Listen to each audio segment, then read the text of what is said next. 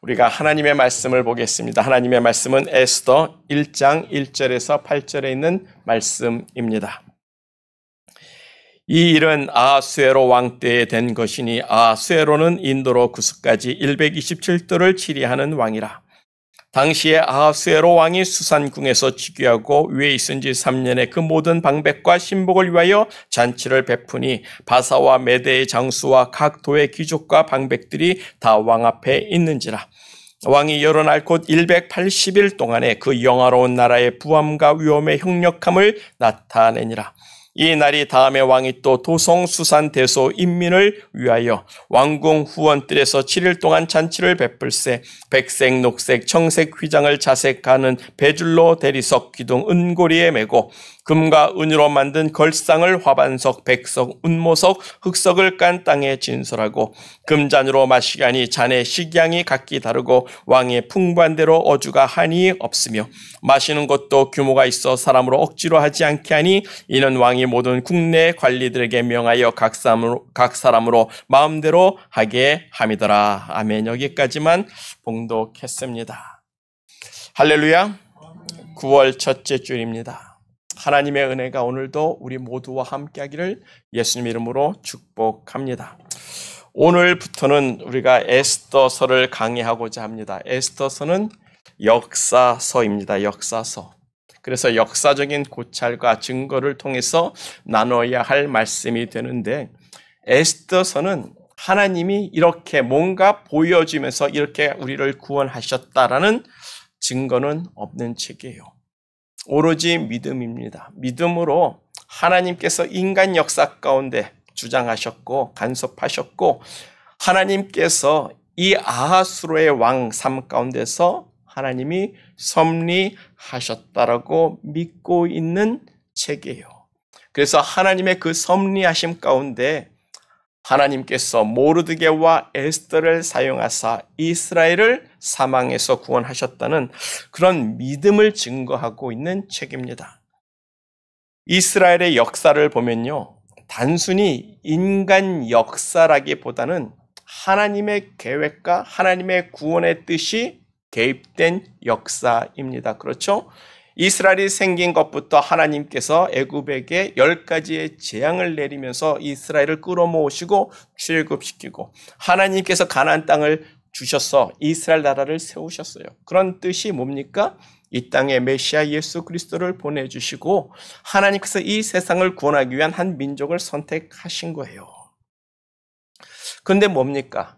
그런 하나님의 구원의 역사가 있는 이스라엘 가운데 당연히 하나님의 구원의 역사를 방해하는 사탄의 역사도 있었어요. 그래서 택함받은 선민 백성을 계속 죄 가운데 유혹하고 죄 가운데 넘어지고 하나님의 심판을 받으면 또 회개하고 하나님 살려달라고 해서 또 다시 세움을 받는 역사가 이스라엘의 역사입니다. 여러분들이 사사기서를 아마 통독했을 텐데 사사기서의 그 사이클이 뭡니까? 이스라엘이 범죄하면 하나님께서 치시고 하나님께 매맞아서 가나안 족속에게 막 쳐들어옴을 당하면은 또 하나님 살려달라고 회개하면 하나님께서 또 구원자 사사를 보내서 이스라엘을 구원하시는 거예요. 그러면 또 타락하고 또 심판받고 또 회개하고 또 구원받는 사이클을 7번을 계속 반복을 하고 있는 게 바로 사사기의 내용인데 그것이 바로 이스라엘의 역사가 그렇다는 겁니다. 그래서 이스라엘의 역사에는요, 사탄이가 역사고 그 이스라엘을 이 세상에서 완전히 멸족시키고자 했던 역사들이 참 수없이 많다라는 거예요. 지난 20세기에는 그렇게 유대인들을 다 죽여서 없애고자 한 사람이 있었습니다. 누구죠? 독일의 히틀러가 있었어요. 가스실에서만 600만 명을 죽였다라고 이야기를 합니다. 근데 실패했습니다. 그리고 지금으로부터 2500년 전 페르시아 시대에는 하만이라는 사람이 있어서 그렇게 유대인들을, 주이시들을 다 잡아 죽여서 멸족시키려고 했는데 그 사악한 일에서 믿음으로 구원받은 이스라엘의 역사를 기록하고 있는 것이 바로 우리가 오늘부터 나누고자 하는 에스더서의 말씀이 되고 있어요. 그래서 첫 번째로 우리가 오늘 나눌 본문의 말씀을 생각해 볼 때 먼저 역사적인 배경을 알아야 될 것 같습니다. 그래서 첫 번째로 이 아하수로 왕 에스더서의 역사적인 배경을 살펴보면 본문 1절이에요. 이 일은 아하수에로 왕 때에 있었으니 아하수에로는 인도로부터 구스까지 127지방을 다스리는 왕이라. 아하수에로 왕은요, 성경에서 바사라고 하는 나라의 왕입니다. 바사라고 하니까 이건 도대체 뭔 나라야 라고 생각하실 수 있을 거예요. 근데 이 바사란 페르시아를 가리키는 옛날 한국식 발음입니다. 페르시아, 그냥 바사 이렇게 번역을 해서 성경에 쓴 건데, 바사는 지금의 이란이죠. 이란. 한때 이 세상을 지배한 나라인데, 페르시아 왕국은 바벨론 왕국의 속국으로 있다가 바벨론을 무너뜨리고 세워진 나라입니다. 그 바벨론이 무너지면서 이 페르시아 왕국이 세워지는 것을 성경 다니엘서 5장은 기록하고 있는데, 바벨론 왕 느부갓네살 왕의 아들이죠. 벨사살 왕이 귀인들 1000명을 불러놓고 술을 마시고 잔치를 부리는데, 감히 거룩한 하나님의 성전에서 하나님 앞에 제사 드리고 하나님께 예배할 때 쓰는 금잔을 다 가져와서 그 금잔으로 술을 마시는 겁니다. 그러면서 다니엘서를 보면 그들이 자기들의 우상을 자랑하고 이 세상 다른 이방 민족의 신들은 조롱했다라고 이야기를 하고 있어요. 하나님의 여호와의 잔으로 술을 마시면서 아이고 이 여호와의 잔이 기껏해야 우리의 잔이 됐다라고 하면서 막 조롱을 했던 겁니다. 그때 바로 손가락 하나가 나타나서 한 벽에 메네 데겔 우바르신이라고 글씨를 썼어요. 갑자기 손이 벽에 나타나가지고 그 글씨를 쓴 겁니다. 그 말인즉 하나님께서 바벨론 왕의 나라의 그 시대를 숫자로 세워서 끝나게 하셨다라는 뜻이었어요. 그 말과 함께 그날 밤 메대와 바사가 반역을 일으켜서 바벨론을 멸망시켜 버렸습니다. 그 바벨론을 멸망시킨 왕이 다니엘서 6장에 나오는 다리오 왕이에요.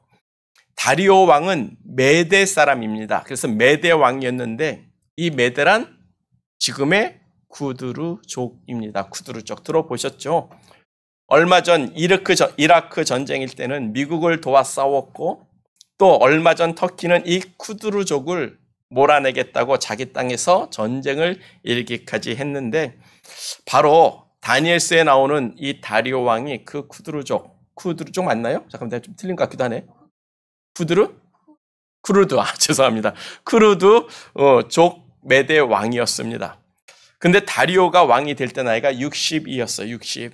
그래서 겨우 2년을 통치하고 다리오 왕의 조카이자 사위였던 고레스 왕에게 그 나라를 물려줍니다. 고레스 왕 성경에서 많이 들어보셨죠? 이 고레스 왕은 페르시아 사람입니다. 그래서 메대가 2년 동안 바벨론을 통치하다가 이 고레스 왕이 되면서 페르시아 왕국이 세워지는 거예요. 이 고레스 왕이 페르시아 첫 번째 왕이 되면서 한 일이 있습니다. 여러분 그게 뭔 줄 알고 계십니까? 바벨론의 포로로 잡혀왔던 유대인 모든 족속을 다 자유를 선포하는 거예요. 그래서 에스라서 1장 3절과 4절을 보면 이스라엘의 하나님은 참 신이라. 너희 중에 그의 백성된 자는 다 유다 예루살렘으로 올라가서 이스라엘의 하나님 여호와의 성전을 건축하라고 자유자로 돌려보내는 거예요. 하나님은 예루살렘에 계신 하나님이라고 유대인들의 노예에 잡힌 것을 다 풀어주는 겁니다.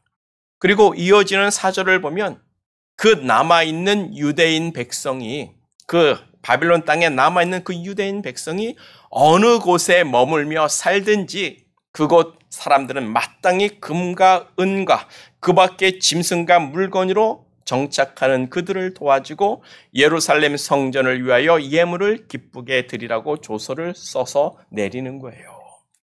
그러니까 바빌론에서 자유로 풀려난 사람들이 에스라 제사장을 따라 예루살렘으로 돌아온 사람도 있었지만 그 당시 많은 사람들이 그 페르시아 땅의 곳곳에 흩어져서 인도에서 구스 땅까지 흩어진 모든 유대인들이 살고 있었는데 그 노예를 다 풀어주고 그들이 정착할 때 금과 음과 짐승과 물질로 그들을 도와서 정착하게 하고 또 너희들은 예루살렘에 있는 하나님의 성전을 건축하기 위해서 예물을 드리라고 그렇게 조서를 내린 겁니다.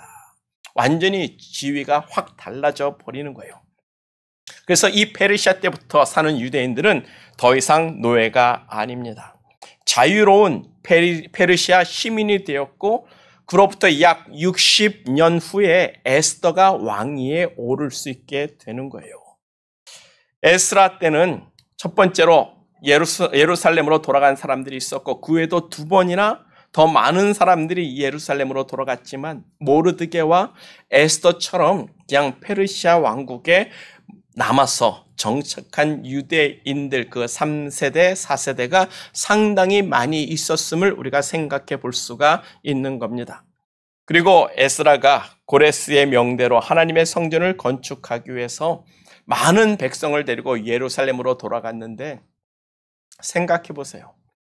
70년 동안이나 이들은 노예로 딴 데서 살았는데 갑자기 어느 날 70년이 지나가지고 그 땅에 들어와서 여기 내 땅이니까 니들 나가라고 한다면 그 예루살렘에 살던 이방인들이 좋아하겠습니까? 안 좋아하죠. 내가 이미 70년을 이 땅에서 살았는데 저것들이 왜 갑자기 돌아와가지고 여기가 지네 땅이라고 눌러 앉는 거야? 싫어하죠. 그래서 예루살렘 성전을 짓는 것을 방해합니다. 그래서 에스라 4장 5절과 7절을 보면 이런 말씀이 있어요. 제가 좀 쉽게 이해할 수 있도록 읽겠습니다. 바사왕 고레스의 시대부터 바사왕 다리오가, 여기서 다리오는 메대왕 다리오가 아니라 고레스 왕의 아들이에요. 그 다리오가 즉위할 때 예루살렘 성전 건축을 방해하는 사람들이 페르시아 관리들에게 뇌물을 주어 성전 건축을 막았으며 또 아하수에로 왕이 즉위할 때 여기 아하수에로 왕이 바로 에스더의 남편이 되는 왕입니다. 그때 그들이 글을 올려 유다와 예루살렘 주민을 고발하니라. 첫 번째 페르시아 왕은 고레스고요. 그 다음은 다리오 왕, 두 번째 왕이고요. 그 다음 세 번째가 오늘 본문 우리가 나누고 있는 아하수에로 왕이 되는 겁니다. 이때는 이미 유다 민족의 3대, 4대째가 페르시아 지역 여러 곳에 흩어져 살았고 자유자가 돼서 50년, 60년 이상이 되면서 자리를 다 잡고 사는 거예요. 나름대로 정치적인 지위도 없고 경제적인 자리를 잡고 있던 때입니다. 그래서 에스더가 왕비로 뽑히는 자리까지 진출할 수 있게 되는 거예요. 이렇게 주위시들이 종됐던 그런 타국에서 잘 되는 것을 보면 시기하는 사람들이 있을까요? 없을까요? 당연히 있었습니다. 아니 저것들이 바벨론 포로로 있던 종들이었는데 어느 보니까 이것들이 부자가 되고 잘 살고 있고 정치적 경제적 지위를 다 갖고 누리고 있다라는 겁니다. 지금도 그렇죠. 나라가 없었던 이스라엘 민족이 세계 각지에 흩어져 살 때 그들은 지혜롭고 부지런했어요. 돈 잘 벌었습니다. 부자로 다 살았어요. 그들의 위치가 그렇게 부유해지는 것을 보면서 다 원 땅의 백성들은 은근히 시기하고 미워했습니다. 그래서 하만이 히틀러처럼 유다 민족을 몰살하려고 했던 준비를 했을 때에 하나님께서 미리 앞서서 섭리를 하셔가지고 이 에스더를 왕비로 세워서 이스라엘을 구원하기 위해서 하나님께서 이 일 아하수에로 왕 때에 있었던 일이라고 하나님이 먼저 앞서 행하신 그 섭리하신 일들을 이야기하고 있는 거예요. 그런 의미에서 에스더서는 살아있는 하나님의 역사입니다. 중요한 것은 세상 역사에 하나님이 개입하시고 미리 앞서서 섭리하시는 하나님의 역사심을 우리가 볼 수 있다는 겁니다. 신명기서 31장 8절입니다. 요즘 제 아내가 내 앞에서 자꾸 외워대는 말씀이에요. 내 귀에다 대고 자꾸 이 말씀을 외워대고 있는데 여러분들도 외워서 매일같이 묵상하면 참 좋을 것 같습니다. 여호와 그가 내 앞서 행하시며 너와 함께하사 너를 떠나지 아니하시며 너를 버리지 아니하시리니 너는 두려워 말라 놀라지 말라. 아멘. 유다 민족은 자신들이 죽을 거라는 것, 몰살당할 거라는 걸 생각조차 못하고 있었어요. 하지만 뭡니까? 하나님은 이스라엘 민족이 몰살당하기 전에 미리 앞서서 행하사 아하수에로 왕의 삶 가운데서 역사하셨고 개입하셨고 간섭하셨고 하나님이 섭리해서 이스라엘을 구원하기 위해서 일하시고 계셨다라는 말입니다. 그래서 여호와 그가 내 앞서 행하시며 네가 가기 전에 당하기 전에 앞서 행하시며 너와 함께하사 너를 떠나지 아니하시며 너를 버리지 아니하시리니 너는 두려워 말라 놀라지 말라. 이 말씀의 은혜가 이들 민족 가운데 이루어진 것을 우리는 볼 수가 있는 겁니다.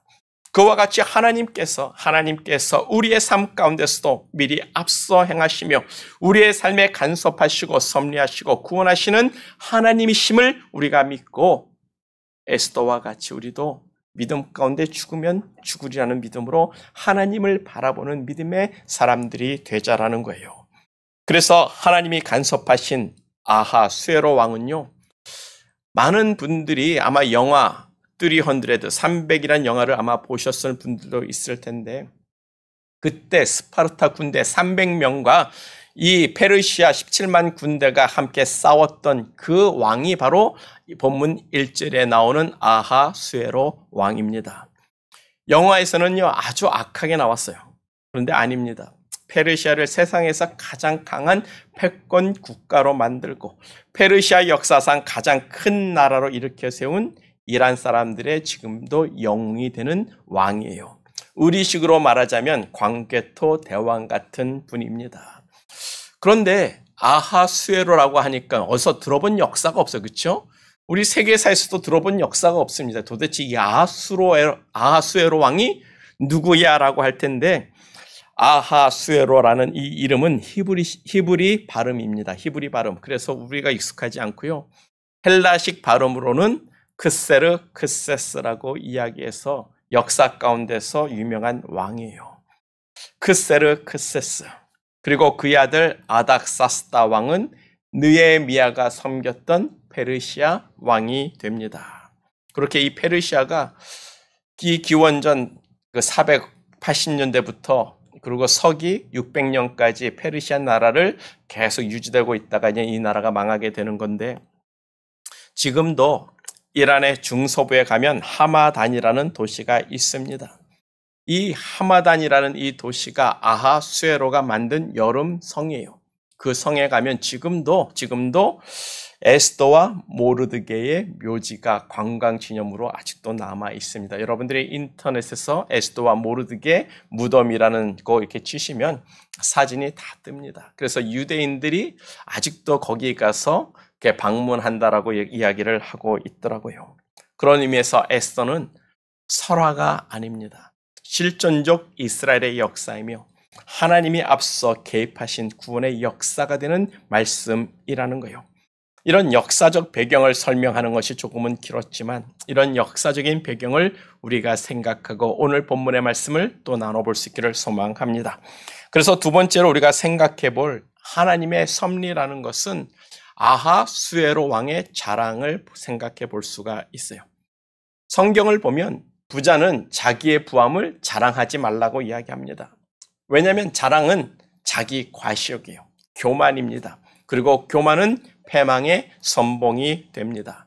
그래서 사도 바울은 말씀하기를 자랑하지 말라. 자랑하는 자는 넘어질까 조심하라고 우리에게 말씀하고 있어요. 그런데 이 아하수에로 왕은 자신의 부함을 만민 앞에서 정말 기가 막히게 엄청나게 자랑을 하고 있습니다. 본문 1절을 보면 그의 나라가 인도에서부터 구스 이디오피아까지라고 하는데 전부 127도라고 이야기를 하고 있어요. 미국식으로 말하면 주가 127주가 되는 겁니다. 이 미국은 주가 50주개가 있는데 이 페르시아는 그 주의 숫자만 127개가 되는 엄청난 큰 나라라는 거예요. 우리가 알고 있는 인도, 파키스탄, 아프가니스탄, 이란, 이라크, 쿠웨이트, 투르크니스탄, 터키, 사우디, 이스라엘, 레바논, 이집트, 리비아, 에티오피아. 그 위에도 엄청난 나라들이 이 페르시아에 속해 있었어요.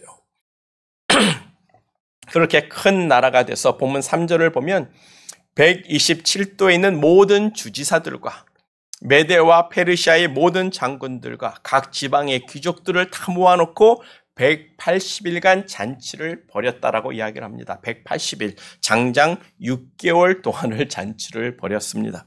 거기에 사용된 돈을 한번 생각해 보세요. 어마어마한 돈을 썼을 것을 우리가 생각해 볼 수가 있는 겁니다. 세상 어느 나라가 그렇게 6개월 동안 수많은 사람들을 모아놓고 먹자 마시자 놀자면서 잔치 벌렸을까 한번 생각해 보면 그런 나라가 또 있었을까 그런 생각이 드는 거죠. 그만큼 아하수에로 왕은 자신의 부와 능력을 과시하고자 잔치를 벌렸던 거예요. 왜요? 왜 6개월씩이나 잔치를 벌렸을까요?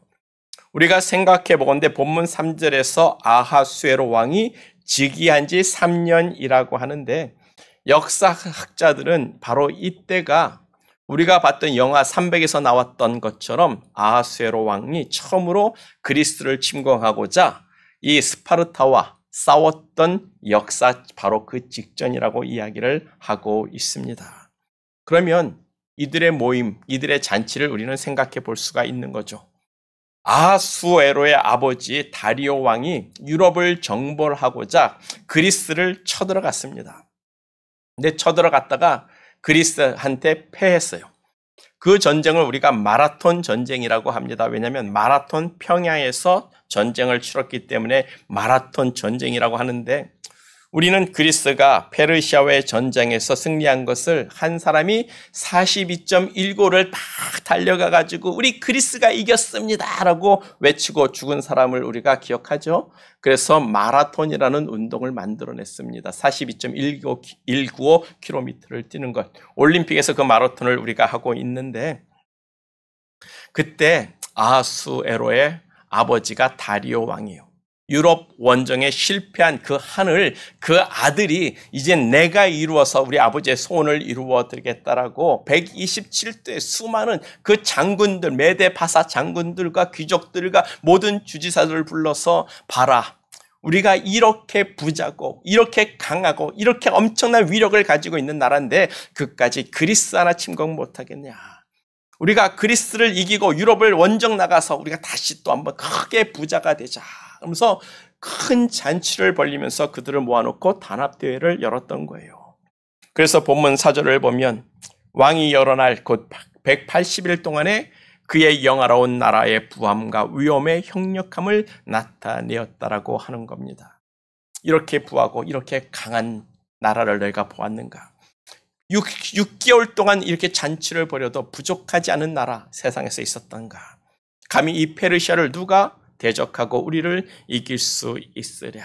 그렇게 모든 지방관들과 장군들을 모아놓고 유럽 원정을 가자고 자신의 위력을 보여줬던 거죠. 그런데 뭡니까? 자랑은 넘어짐의 시작이에요. 하나님은 그런 아하수아 왕의 그 자랑을 통해서 에스더를 그 땅의 왕비로 세우실 것을 미리 앞서 준비하셨단 말이에요. 그래서 에스더 1장은 에스더가 어떻게 왕비가 될 수 있었는지 그 배경을 우리들에게 다 설명해 주고 있는 본문인데 중요한 것은 하나님께서 앞서 미리 행하셨고 그 길을 열어주셨다라는 거예요. 하나님은 그 아하수로 왕의 자랑과 허영과 과시를 통해서 큰 실수로 넘어지게 만드셨고 그 기획 가운데 이스라엘을 구원할 에스더를 세우셨습니다. 그래서 두 번째로 우리가 생각해 볼 하나님의 섭리는 아하수에로 왕의 실수입니다. 본문 5절과 7절이에요. 본문 5절과 7절을 보면 180일이 지남에 왕이 또 도성 수산에 있는 귀천간의 백성들을 위하여 왕궁 후원뜰에서 7일 동안 잔치를 또 베풉니다. 여러 색의 휘장과 대리석에 붙인 은고리에 이렇게 묶고 금과 은으로 만든 의자를 준비하고 또 금잔으로 술을 마시게 하고 바닥은 전부 다 대리석으로 깔아져 있는 기가 막힌 일을 하고 있는 거예요. 누구에게 잔치를 베풉니까? 도시에 귀하고 천한 사람들, 높은 사람, 낮은 사람, 가난한 사람 할 것 없이 모든 사람이 왕궁뜰에 와가지고 다 금잔으로 술을 마시고 금으로 만든 의자에 앉아서 대리석 위에서 너희들이 술을 마시고 인조하라. 그것도 너희들 마음대로 먹어라. 너희가 절도껏 이렇게 먹고 싶으면 더 먹고 적게 먹고 싶으면 적게 먹고 너희 마음대로 하라고 마음대로 베풀어주고 있다라는 겁니다. 또 구절을 보면 왕비도 역시 여자들을 위해서 따로 잔치를 베풀고 있는데 참으로 대단한 나라죠. 정말 잔치에 취한 나라 같습니다. 잔치 벌렸네 또 벌렸네. 왜냐하면 우리가 유럽으로 원정을 가서 그들을 정복하면 우리는 더 많은 금과 돈을 취할 수 있고 더 강한 나라, 더 부자 나라가 될 수 있다라고 그거를 갖다 가르쳐 주는 거예요. 이렇게 우리가 부자로 살고 있는 게 뭐냐? 우리가 강해서 정복했기 때문이 아니냐? 우리가 또 한번 정복하자라고 백성들과 모든 귀족들과 주지사들과 장군들에게 그것을 요구하고 있는 거예요. 그렇게 엄청난 재력과 능력을 위험을 보이는 잔치일진데 왕 스스로도 자아도취할 수밖에 없겠죠. 그래서 본문 11절을 보면 제7일에 왕이 중이 일어나서 오전 4시 무음인가 7사람에게 명하여 왕후 와스디를 이쁘게 잘 가꿔서 그의 아리따움을 뭇 백성과 지방관에게 보이게 하라는 명령을 내리게 돼요. 왕이 정말 아름다운 자기 아내를 자랑하고 싶었던 거죠. 그런데 한번 생각해 보십시오. 잔치를 180 동안 하고 후원뜰에서 또 7일 잔치하고 또 왕비는 왕비대로 여인들을 위해서 큰 잔치를 벌였는데 여러분 하루만 잔치해도 피곤하지 않습니까? 그런데 180일을 그러고도 또 잔치를 했어요. 먹는 것도 지쳤고 마시는 것도 지쳤고 손님을 맞이하는 것도 지쳤고 손님을 맞이하면서 인사하는 것도 지쳤을 겁니다. 특별히 왕비니까 또 얼마나 격식을 차리고 인사하고 사람을 맞이했을까 우리가 상상이 되는 거죠. 로마 휴일이라는 영화에서 그 공주로 나왔던 오드리 헵번이 자기가 딱 인사로 온 사람들에게 딱 일일이 악수하면서 힘들어 하잖아요. 그러고는 그 손님 맞으느라고 너무 힘들었기 때문에 그냥 왕궁을 도망쳐 버립니다. 그렇게 그 아하수에로 왕비도 엄청 지쳐 있었을 거예요. 근데 왕이 이쁘게 탁 가꾸고 나오라고 하니까 왕비가 나 못해. 나 지쳤어. 난 너무 힘들어. 나 못 가 한 겁니다. 충분히 이해할 수도 있었을 문제인데 그 왕비의 그 거절을 듣고는 왕의 진노가 불붙듯 일어났다라고 이야기를 하고 있어요. 아니, 이 마누라가 내 말을 거역해라는 거죠. 자신의 권위, 남편의 권위, 왕의 권위를 무시했다고 진노가 불붙듯 일어났습니다. 자고로 남편의 이런 권위적인 면이 있고 성격이 급하면 아내들이 참 고생이 많습니다. 우리 옛날 한국 남편들이 참 권위적이고 급한 성격 때문에 아내들이 마음고생이 참 컸을 텐데 이 기회에 아내들에게 은근히 손 한번 내밀고 나 때문에 마음 상한 거 있으면 용서하라고 사과의 제스처를 주는 것도 참 좋을 것 같다는 생각이 듭니다. 그렇게 권위적이고 급한 남편 성격 때문에 아하수 왕의 가정이 파탄이 나는 거예요. 이 문제로 말미암아 왕이 자기의 가까운 7 지방관들에게 묻습니다. 아니 내 와이프가 이렇게 내 말을 거절하니 이럴 땐 내가 어떻게 해야 좋겠는가라고 그들에게 물으니까 신하들이 하는 말이 뭡니까?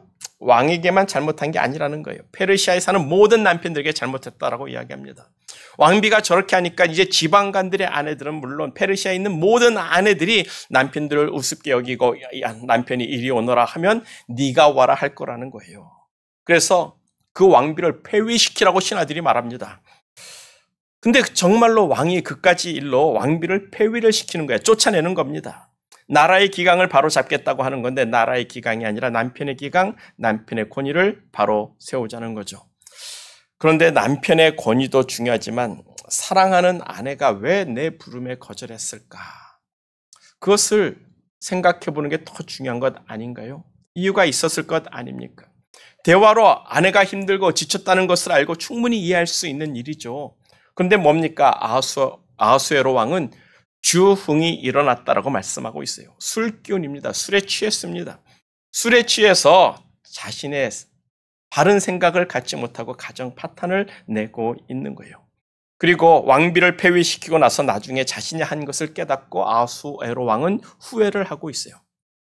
그놈의 술 때문에 정신 차리지 못한 것 때문에 그것 때문에 그 마음에 후회를 하게 됩니다. 본문 2장 1절이에요. 그 후에 왕비를 폐위시킨 후에 아하수에로 왕의 노가 그침에 와스디 왕비와 왕이 행한 그 일과 왕비에 대하여 내린 조서를 생각하거늘 이거 내가 미쳤지. 내가 지금 뭘 한 거지? 아니 내가 내 아내를 폐위시키다니 그까지 일로 내가 사랑했던 여잔데 생각하면서 후회하는 거예요. 근데 왕이 돼서 조서를 다시 물릴 수도 없고 자신의 미숙함으로 인해 일어난 잘못된 일에 대해서 후회를 하고 있으니까 신하들이 빨리 그 일을 수습하기 위해서 왕이여 걱정하지 마소서. 127도의 아리따운 여인들을 빨리 골라가지고 아내로 취하소서. 그래서 에스더가 페르시아의 왕비가 될 수 있는 발판이 만들어지는 겁니다. 이것이 우리는 보면 사람이 하신 일이라고 사람이 이룬 일, 사람의 실수라고 생각하고 사람이 만드는 일이라고 할 수 있겠지만 성경 에스더서 1장을 통해서 이 말씀을 기록하고 있는 이유는 사람의 일이 아니라 하나님이 역사하신 일이라고 우리에게 말씀해 주기 위해서 성경에 기록되어 있는 거예요. 이것이 하나님의 섭리, 우리 가운데서 섭리하시는 일이라고 말씀해 주기 위해서 그 배경을 1장을 전부 다 할애해서 우리에게 말씀해 주고 있는 겁니다. 우리보다 앞서서 우리가 생각하지 못하던 그때 이미 하나님은 앞서서 먼저 가셔서 먼저 우리를 구원하기 위해서 이러한 사건들을 만들어 주셨고 이러한 사건 속에서 하나님은 우리의 구원자 에스더를 세우셨다라고 이 에스더서를 쓴 사람은 그것을 우리에게 설명해 주기 위해서 1장을 기록해 주고 있다라고 저는 믿습니다.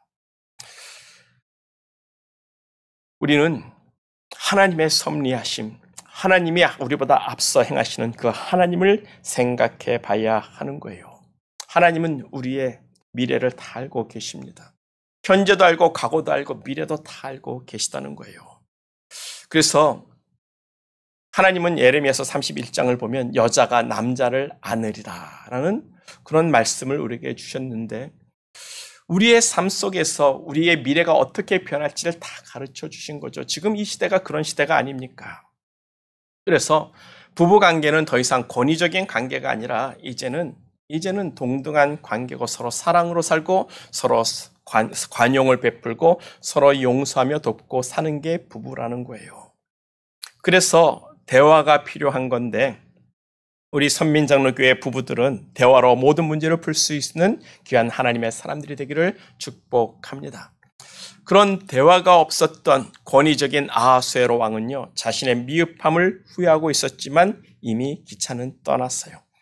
하나님은 그렇게 아하수에로 왕의 자랑과 허영과 교만과 권위적인 모습에서 에스더를 페르시아의 왕비로 들이시고 유다 민족을 말살하는 하만의 계획에서 구원하셨던 거예요.